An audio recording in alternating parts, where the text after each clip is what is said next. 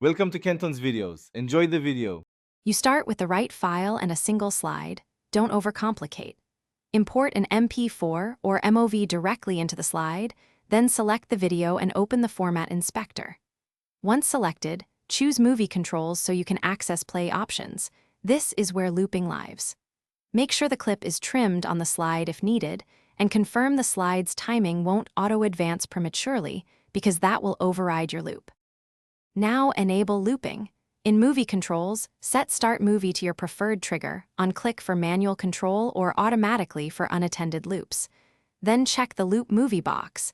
This tells Keynote to restart playback endlessly. Once done, run play mode to verify continuous looping. If you need seamless repetition, trim a frame or two at the edit point. Also, make sure the slide transition is set long enough or set to manual so the loop isn't interrupted.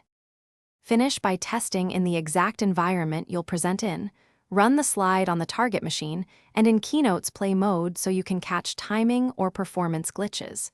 If you plan to export, use Keynote's Export to Movie and verify the repeat behavior there. If looping fails, make sure slide transitions aren't set to auto-advance, and check file format and encoding.